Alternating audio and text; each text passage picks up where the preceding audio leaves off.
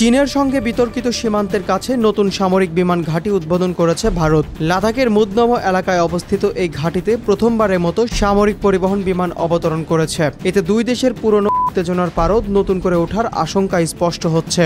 সম্প্রতি ভারতের বিমান বাহিনীর প্রধান এয়ার চিফ মার্শাল এফি সিং একটি C-130J সামরিক পরিবহন বিমানে এই বিমান ঘাঁটিতে অবতরণ করেন। নতুন বিমান ঘাঁটির ভৌগোলিক অবস্থান এবং সামরিক সক্ষমতা সম্পর্কে ভারতীয় এক প্রতিরক্ষা কর্মকর্তা জানিয়েছেন, সমুদ্রপৃষ্ঠ থেকে প্রায় 13,000 ফুট উচ্চতায় অবস্থিত এই বিমান ঘাঁটি বিমান পরিচালনার উপযোগীভাবে নির্মিত হয়েছে। তথ্যের সংবেদনশীলতার কারণে তিনি নাম প্রকাশ করতে অস্বীকার করেন। তবে বিমান ঘাঁটি সংশ্লিষ্ট কর্মকর্তারা জানিয়েছেন, এই অবতরণের মধ্য দিয়ে সীমান্তবর্তী এলাকায় ভারতের বিমান প্রতিরক্ষা সক্ষমতায় একটি গুরুত্বপূর্ণ অধ্যায় যুক্ত হলো।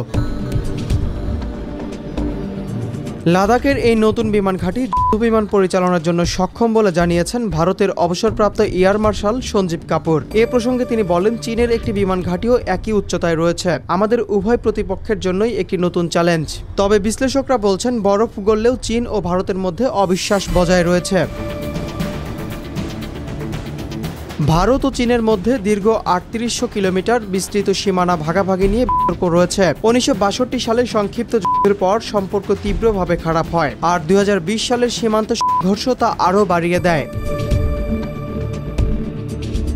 এরপর ২০২৪ সালের চুক্তির মাধ্যমে সম্পর্কে কিছুটা স্থবিরতা ফিরে আসে।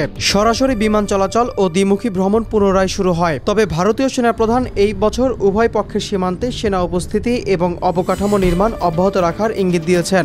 ভারতের এই নতুন বিমান ঘাঁটি নির্মাণ পুরনো উত্তেজনার প্রেক্ষাপটে প্রতিরক্ষা সক্ষমতায় ভারতের গুরুত্বপূর্ণ পদক্ষেপ হিসেবে দেখা হচ্ছে।